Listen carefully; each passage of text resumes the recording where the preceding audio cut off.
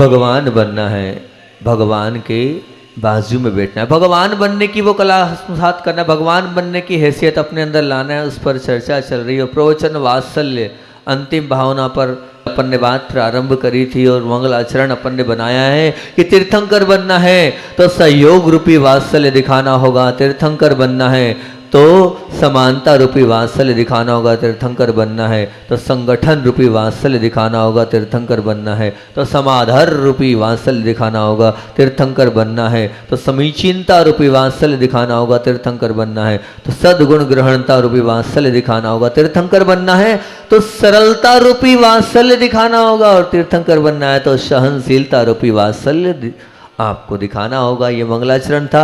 मैंने कहा था जहाँ प्रेम है, जहाँ स्नेह है, जहाँ गुणग्रहणता, जहाँ विनय है, जहाँ वात्सल्य, जहाँ दया है और जहाँ करुणा है, जहाँ सरलता है, जहाँ सहजता है, जहाँ अपनापन है, जहाँ भटकाव नहीं है, जहाँ टकराव नहीं है, जहाँ बिखराव नहीं है और जहाँ मनमटाव नहीं, जहाँ कटुता नहीं है, जहाँ कुटिलता नहीं, जहाँ कड़वापन नहीं, जहाँ द्वेषपना नहीं है, जहाँ द्वंद्व नहीं है, वहीं पर और उसी हृदय में वात्सल्य का वास होता है। ये गुण, वात्सल्य गुण ऐसा है, इसके व्यवहार में रहते हुए, शरीर और काया के साथ रहते हुए अगर आपके पास वात्सल्य है तो आप चलते फिरते भगवान बन सकते हैं।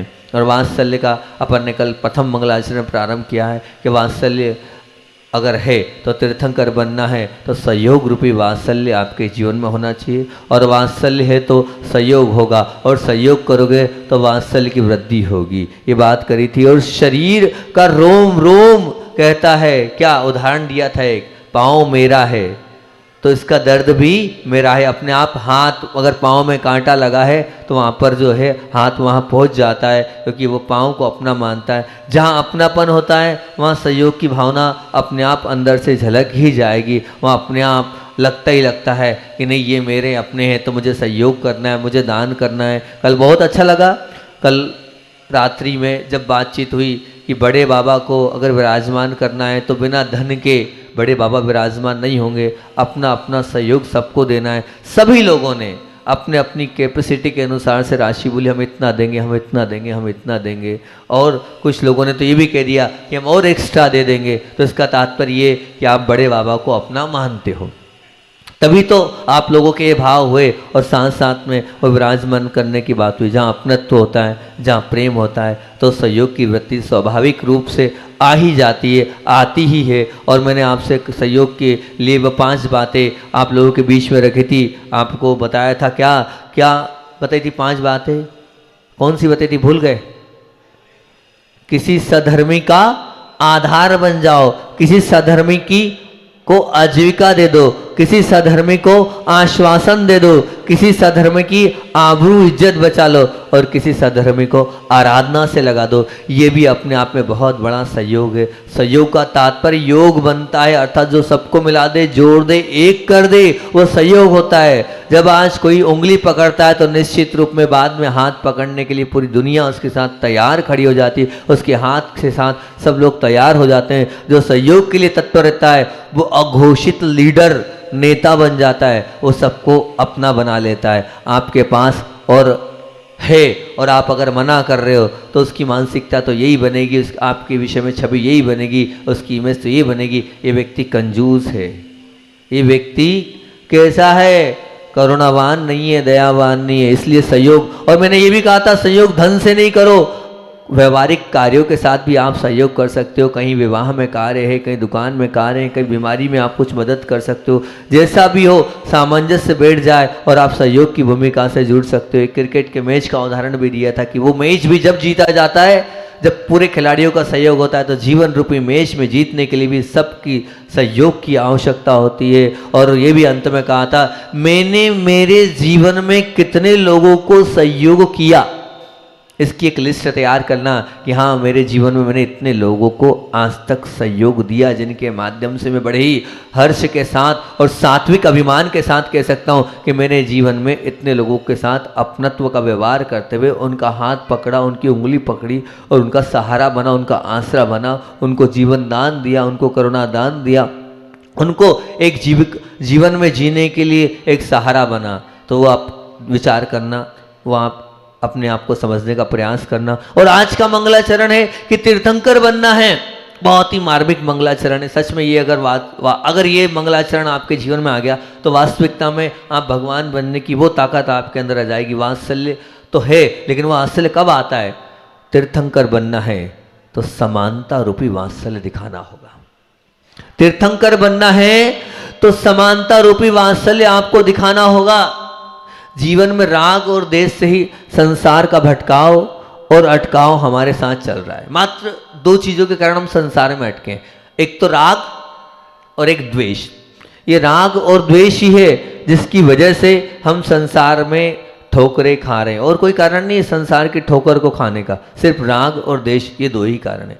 हमारे अंदर जब तक समानता का व्यवहार नहीं आएगा तब तक हम सबके नहीं बन पाएंगे। जब तक हम सबको एक जैसी, एक चश्मे से नहीं देखेंगे तब तक निश्चित मान के चलना हम जो है सबके नहीं सबके बनने के लिए सबको एक साथ और एक जैसा व्यवहार करना पड़ेगा। सबके साथ सबका होने के लिए, सबका बनने के लिए एक बीज मंत्र है, सबके साथ एक जैसा व्यवहार करो तभी आप सबके बन पाओगे। भेदभाव ही हमारे रिश्ते में भेद डालता है। ये जो भेदभाव हम करते हैं ना, इस भेदभाव के कारण ही हमारे रिश्ते में भेद डलते चले जा रहे हैं। किसी के साथ तो बहुत कुछ और किसी के साथ कुछ भी नहीं। ये कौन सा धर्म है बताओ तो सही? ये धर्म थोड़ी कहलाता है कि किसी को तो बहुत कुछ देते हो और किसी को बिल्कुल नहीं देते हो। ये एक अच्छी सास या एक अच्छे पिता या एक अच्छे और भी मालिक का ये गुण नहीं है कि किसी को तो बहुत कुछ दे और किसी को वो कुछ भी ना दे। ये गुण उसके अंदर नहीं होना चाहिए। जैसे एक गाय, कल परसों गौशाला में गए थे हम, और गौशाला में वो दृश्य देखा, बड़ा अंदर से गदगद हो गया मैंने कहा ये वास्तविकता में जो आचार्यों ने लिखा है गोवत्स प्रीति, वात्सल्य के लिए गाय को कहा है। तो वो मुझे कल दृश्य देखकर समझ में आ गया कि आचार्यों ने क्यों वात्सल्य, कि एक ही बच्चा था गाय का लेकिन दूसरे बच्चे को भी दूध पिलाए, दो बच्चे एक साथ दूध पी रहे थे। ये मैं दृश्य देख के आया हूँ परसों नरसों जब आगवानी में गौशाला में साक्षात। मतलब उसने उस दूसरे बच्चे को अलग नहीं किया। ये कहलाता है वात्सल्य। सबके लिए समर्पित हो जाती है वो गाय। इसलिए वात्सल्य धर्म में गोवत्स प्रीति ये आचार्यों ने वहाँ पर कहा गया है। तो बस वो जैसे गाय सबके लिए समर्पित रहती हैगी, वैसे हम भी सबके लिए सही समर्पित और समान व्यवहार करें। मेरा बेटा हो तो ठीक, अगर दूसरे का बेटा हो तो भी ठीक। हम अपने बेटे के साथ तो बहुत अच्छा व्यवहार करते हैं, लेकिन दूसरे के अपनी देवरानी के बेटे के साथ क्या वैसे ही व्यवहार करते हैं जैसे मैं मेरे बेटे के लिए मानती हूँ अपना, वैसे देवरानी के बेटे के लिए मानती हूँ? नहीं, बिल्कुल नहीं। शायद आप वैसा नहीं मानते होंगे। तो ये तुलनात्मक व्यवहार आपको अतुलनीय व्यक्तित्व नहीं बनने देगा। ध्यान रखना, आप कंपटीशन और कंपैरिजन से आप दूर हटते चले जाएंगे तो निश्चित ये मान के चलना आप बहुत अच्छे व्यक्तित्व का निर्माण आप आपके जीवन में कर सकते हैं। मैं तो ये भी कहता हूँ कि किसी कर्म के उदय के कारण किसी से राग भी होता है आपका, मान लो हो सकता है कर्म का उदय है और किसी एक बेटे से, किसी एक बहू से, किसी से राग भी है आपका होता है, तो उसको प्रदर्शित मत करो। अगर आप मान लीजिए दो बच्चे हैं आपके और एक से आपको ज़्यादा लगता है, उसको आप सबके बीच में वायरल मत करो। क्योंकि अगर आप बड़े हो, अगर आप मान लीजिए एक को ज़्यादा दोगे एक को कम दोगे तो जो दूसरा है वो हतोत्साहित हो जाएगा और वो द्वेष की प्रकृति उसके अंदर आपके प्रति आ जाएगी, वो आपकी विनय कभी नहीं करेगा। इसलिए है, और होता है कभी कभी किसी पर ज़्यादा झुकाव होता है, लेकिन बस झुकाव है कर्म के उदय से, बस उसे आप सबके बीच में प्रदर्शित नहीं करोगे तो बहुत अच्छी बात है। जब तक समानताएं नहीं आएगी हमारी जीवन में विषमताएं समाप्त नहीं होगी। अगर अपने जीवन की विषमताओं को समाप्त करना है तो समानता को लाना होगा। जब आपके जीवन में समानता आ जाएगी तो जीवन की समस्त प्रकार की विषमताएं अपने आप निकलती चले जाएगी, अपने आप दूर होती चले जाएगी। निश्चित मान के चलना, ये समानता रूपी गुण हमारे जीवन में नहीं है, इसीलिए हम हैरान और परेशान है। बताओ ये प्रैक्टिकली है कि नहीं? बताओ मैं सही बोल रहा हूँ या गलत बोल रहा हूँ? है कि नहीं हमारे अंदर ये बात? निश्चित रूप से बैठा हुआ है, हमारे सब के अंदर ये चीज़ें हैं। हम समान व्यवहार नहीं कर पाते हैं, ये हमारी बहुत बड़ी कमी है, ये हमारे अंदर बहुत बड़ा कहना चाहिए दुर्गुण है। ये मैं दुर्गुण भी कहूँ तो कोई बहुत बड़ी बात नहीं है, इसको हम दुर्गुण भी कह सकते हैं। गजपंथा तीर्थ क्षेत्र में हम गए थे और गजपंथा तीर्थ क्षेत्र में तो गए, जैसे एक नई कड़ी हमने चालू करी थी, यहाँ से भी जाकर जहाँ जाते थे वहाँ के लिए प्रवचन तैयार करते थे। गजपंथा में बड़ा मार्मिक प्रवचन तैयार किया था और आज वो प्रवचन याद आ गया मुझे, तो उस प्रवचन की बात रखता हूँ गजपंथा की, कि भगवान को देखकर बड़ी बहुत सुंदर भगवान है वहाँ के, सुंदर भगवान थे। तो अपना चिंतन मैंने गजपंथा पे दिया था कि पहाड़ पर जो भगवान बैठे हुए पांचनाथ हैं और जो प्राचीन प्रतिमा हैं उनको देखकर मैंने ये मंगलाचरण बनाया था गजपंथा का। ये ग कहता है गर्व छूटा कि नहीं गजपंथा के दर्शन से, गर्व छूटा कि नहीं गजपंथा के दर्शन से।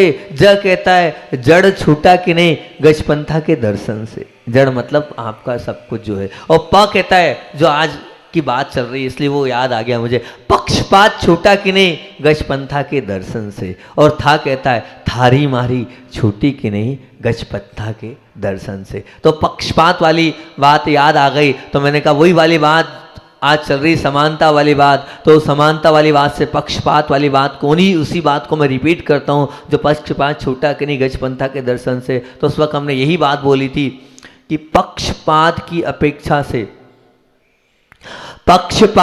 अपेक्षा से भरा जीवन ही संसार की ठोकरों को दिलाने वाला है। जिसके जीवन में पक्षपात है उसका ही संसार बढ़ता चला जाएगा, वो संसार की ठोकरें ही खाता चला जाएगा। हमारे जीवन में सदैव अपने पक्ष को रखा है, कभी हम दूसरे की पक्ष की ओर झांकते भी नहीं है, कि हम देखते भी नहीं कि दूसरे का क्या पक्ष है, बस हम अपना ही अपना पक्ष देखते हैं। इसलिए संसार के झोंकों को खा रहे हैं हम, और कोई कारण नहीं है, क्योंकि हम अपना ही पक्ष देख रहे हैं, सामने वाले का पक्ष देखते ही नहीं है। जैसे वो हवा का झोंका तो शांति को प्रदान करता है, लेकिन ध्यान रखना पक्षपात का झोंका अशांति का दूध बनकर आपके जीवन में आएगा। इसलिए पक्षपात को बिल्कुल नहीं रखो, बिल्कुल ध्यान रखना। जिसके जीवन में निष्पक्षता नहीं है उसके जीवन में स्वच्छता नहीं है, उसका जीवन तुच्छता से भरा हुआ है। क्या बोल रहा हूं, फिर से बोल रहा हूं, एकदम क्रीम कोटेशन। जिसके जीवन में निष्पक्षता नहीं है उसके जीवन में स्वच्छता नहीं है, उसका जीवन तुच्छता से भरा हुआ है, वो तुच्छ है जिसके जीवन में निष्पक्षता नहीं है, जो पक्षपात कर रहा है। और अगर इस पक्षपात पर अगर बात बोलूं, जब पक्ष कर्म का ही बलवान है, जब पक्ष कर्म का ही बलवान है, अर्थात कार्मिक अकाउंट बिना पक्षपात के ही मिलने वाला है, तो फिर इसने किया उसने किया ऐसा दोषारोपण क्यों? दो बेटे हैं, एक अच्छा है और एक अच्छा नहीं है। अब कर्म का उदय है कार्मिक अकाउंट से, वो भी आपको मिला है, ये भी आपको मिला है, ये बहू भी आपकी, वो बहू भी आपकी है, ये नौकर भी आपका, वो नौकर भी आप, सब आपके ही तो हैं। वो कर्म के उदय से मिले हैं, तो वो कर्मिक अकाउंट में सब मिला है, तो दोष उनको मत दो, दोष अपने कर्मों को दो, तो बहुत अच्छी बात है। लेकिन आप दोष किनको देते हो? सामने वाले को देते हो। तो क्या बोल रहा हूं, जब पक्ष कर्म का ही बलवान है और कार्मिक अकाउंट बिना पक्षपात से ही मिलने वाला है, जो आपको मिला है वो बिना पक्षपात से ही मिलने वाला है, तो जो किया है वही मिलेगा, तो फिर दूसरे पक्ष को दोषारोपण क्यों दें? बिल्कुल हमें दोषारोपण नहीं देना है। आप निष्पक्ष न्याय सबको चाहिए, सबको निष्पक्ष न्याय चाहिए, पर हमने बिना पक्षपात के व्यवहार किया ही नहीं है, तो हमें मिलेगा कहां से? अगर आपके साथ पक्षपात हो रहा है तो ये लिख के रखना, आपने भी पक्षपात किया था, इसलिए आपके साथ पक्षपात हो रहा है, क्योंकि कार्मिक अकाउंट निष्पक्ष है। कार्मिक अकाउंट में जो आपने लिखा है वही आपको मिलेगा, जो आपने ऑर्डर किया है होटल पर वेटर वही लाके देता है, तो कार्मिक अकाउंट में भी जो आपने लिखा होगा, आपने जिस पर टिक किया होगा वही। आपके साथ अगर पक्षपात हो रहा है तो निश्चित ये मान के चलना आपने भी पक्षपात किया होगा, ये निश्चित आप मान के चलना। हम पक्षपात से भरा जीवन तभी जीते जब हमारे अंदर कालुषता की निष्कर्षता होती है। अगर कालुषता वाला जीवन है तो निश्चित रूप से हम पक्षपात करते हैं। पक्षपात भी बहुत ध्यान से सुनना, पक्षपात भी अगर आप कर रहे हैं और वो भी अपने ही रिश्तों में, मतलब दो बहुओं में से एक को अगर ज्यादा, तो ये दुष्कर्म है। एक को ज्यादा कर रहे हैं तो ये क्या है? एक दुष्कर्म है। मतलब क्या? इस व्यवहार से जीवन में दुविधाएं संक्लेश के साथ अशांति का ही वास होगा। ध्यान रखना, इस व्यवहार में, जीवन में दुविधाओं के साथ, संकलेश के साथ, आप अशांति के साथ ही आपका व्यवहार होगा। बेटे तो सबके सब आपके ही हैं, फिर एक को कम और एक को अधिक, ऐसा क्यों? मान लीजिए एक शिक्षक है, एक गुरु है, उसके सब विद्यार्थी हैं, लेकिन वो अगर एक विद्यार्थी को ज्यादा लाइक करेगा, ज्यादा रिस्पॉन्स देगा, तो बाकी विद्यार्थी क्या उस गुरु को चाहेंगे क्या? बिल्कुल नहीं चाहेंगे। अच्छा एक बात बोलूं, बुरा तो नहीं लगेगा? ये जितनी बहुएं हैं, बुरा तो नहीं लगेगा? नहीं लगेगा?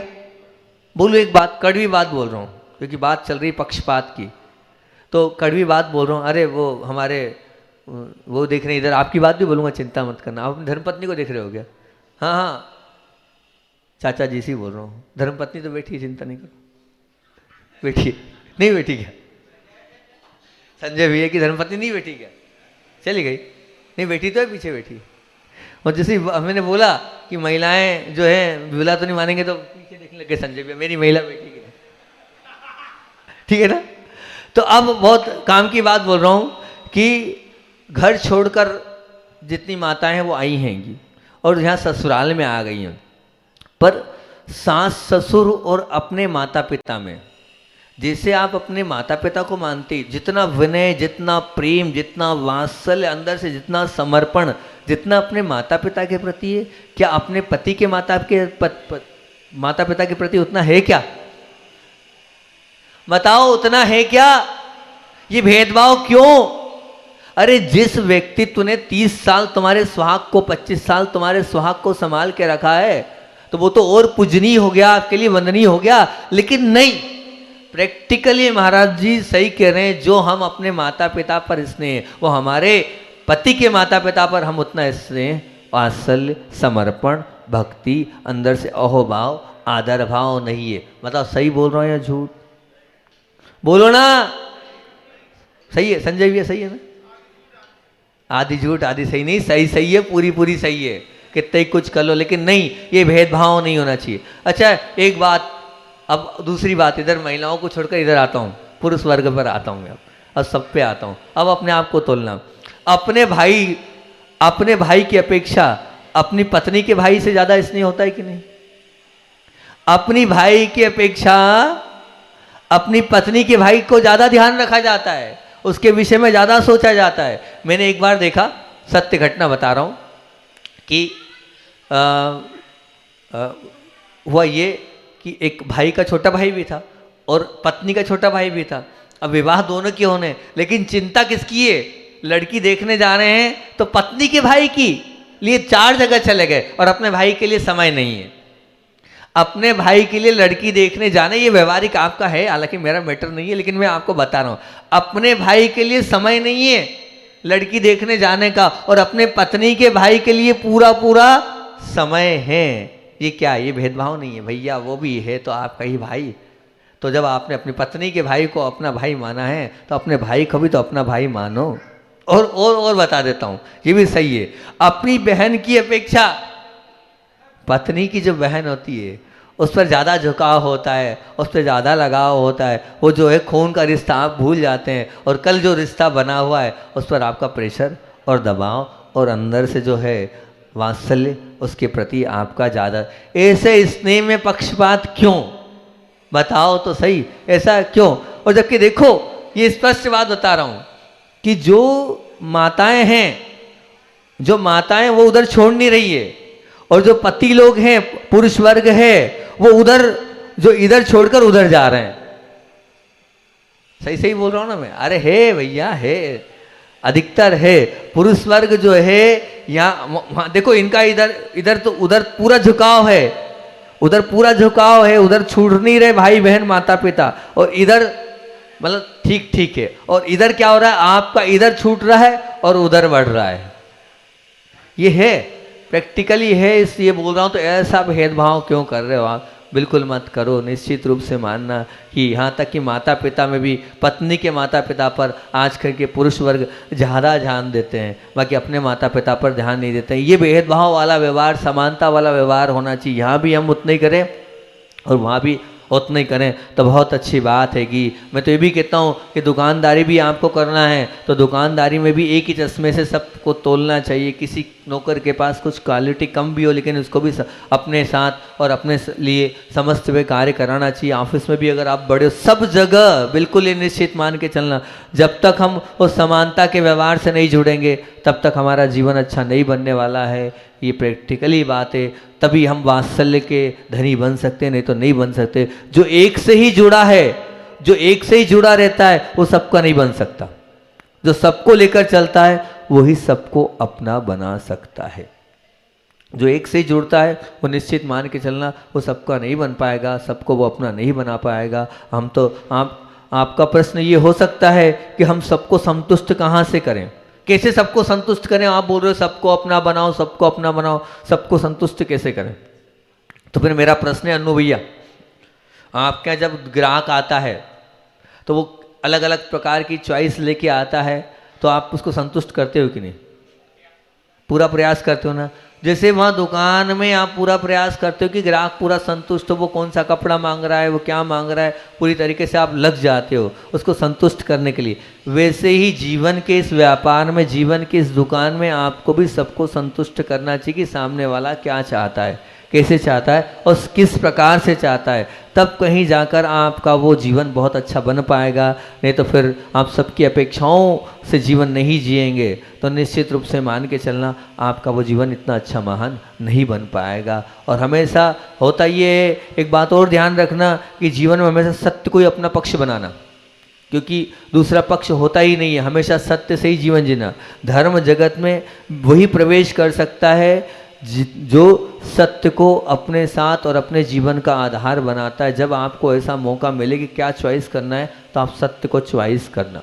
ध्यान रखना, जब एक नेता भी राजनेता तब बनता है जब सब पक्षों को लेकर चलता है, तभी वो राजनेता बनता है। तो आप चाहे घर में हो, चाहे दुकान में हो, चाहे समाज में हो, चाहे गांव में हो, अपने लोगों के बीच में हो, अपनों के बीच में हो, तो अपनों के बीच में सबका चहेता बनना चाहते हो तो सबके पक्ष को निष्पक्ष होकर आप स्वीकारो, तभी आप सबके बन पाओगे। नहीं तो आप सबके तीन काल में भी नहीं बन सकते हो। और मेरा तो भाव ये है कि आप सबके बनो, एक व्यक्ति के आप बनने का प्रयास बिल्कुल नहीं हो।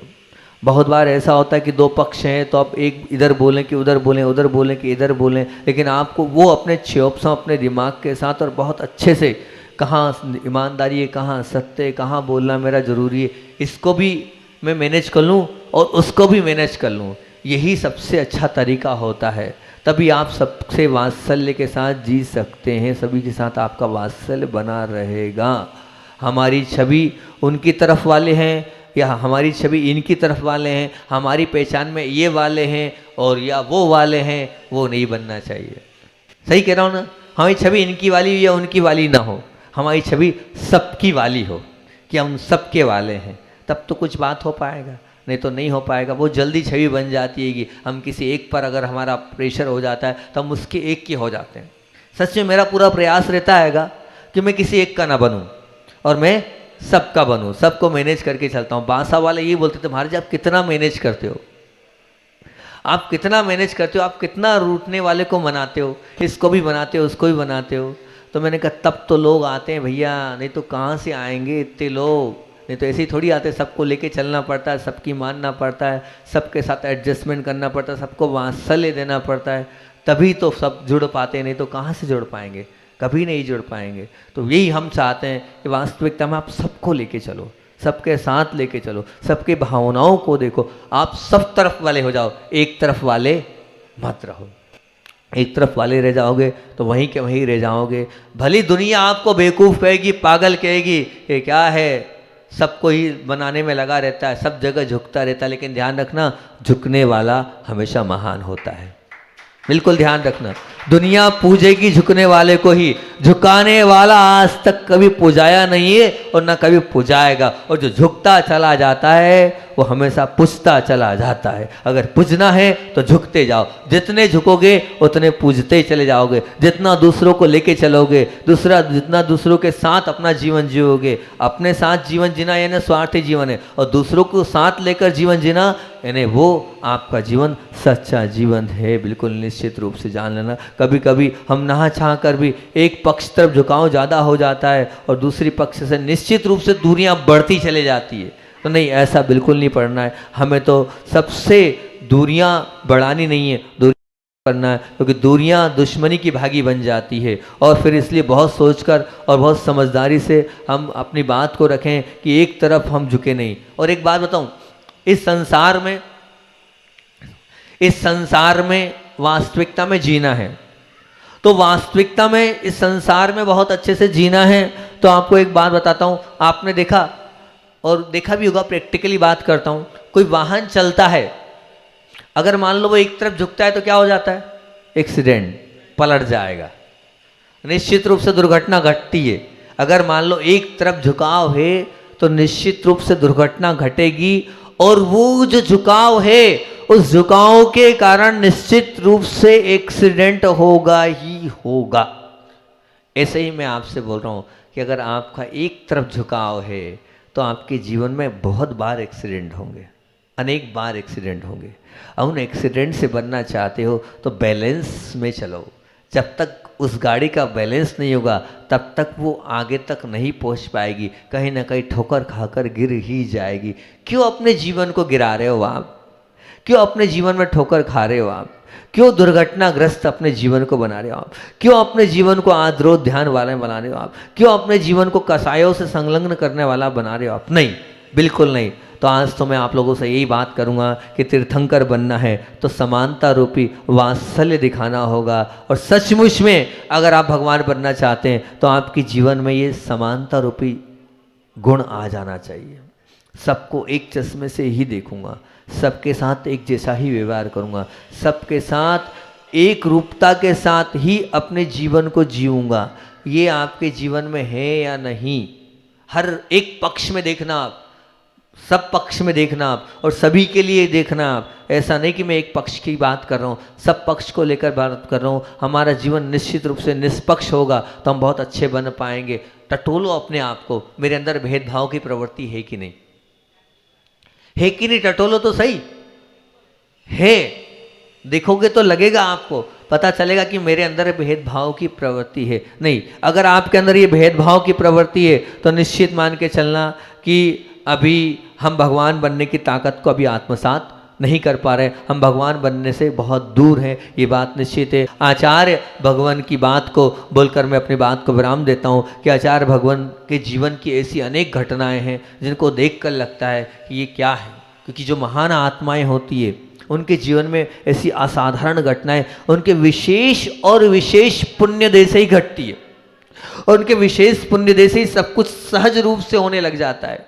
मैं गुरुदेव की दीक्षा के समय की बात आप लोगों के बीच में रख रहा हूँ, 3 घटनाएं आपके बीच में रखूंगा। आज एक घटना रख रहा हूँ। क्यों घटना रख रहा हूँ? कि वास्तविकता में क्या पुण्य होता है और उस पुण्य से कैसे कुछ सब कुछ प्राप्त हो जाता है। और वो जब पूज्य गुरुदेव का दीक्षा का काल था, और दीक्षा के काल में राजस्थान की एक परंपरा है, वो परंपरा ये है कि वहाँ पर बिनोली निकाली जाती है। हालांकि यहाँ भी निकाली जाती है, लेकिन यहाँ एक ही दिन बिनोली निकाली गई, वहाँ तो प्रतिदिन बिनोली निकाली जाती थी। और उस बिनोली में जब वो एक बहुत बड़ी बिनोली जब पूरे अजमेर नगर में निकली थी तो पुण्य का उदय देखो, जिस राजस्थान में एक हाथी मिलना मुश्किल हो, और पूज्य गुरुदेव के पुण्य के उदय से वहाँ सर्कस का एक बहुत बड़ा वो ग्रुप आया, और उसमें एक नहीं, 2 नहीं, 3 नहीं, 9 हाथी और बहुत सारे घोड़े और बहुत सारे ऊंट, इतनी विशाल विशाल वह बिनोली निकली थी कि इस बिनोली को देखकर पूरी दुनिया ने कहा था कि वास्तविकता में क्या पुण्य पूज्य गुरुदेव लेके आए हैं और किस प्रकार से ये सब कुछ हुआ है। तो ये वो जो पुण्य लेके आता है अपने साथ, उसको सब अपने आप सरल और सहज रूप से अपने आप मिलता चला जाता है। और दूसरा चमत्कार क्या हुआ था उसकी बात मैं आपसे करूंगा।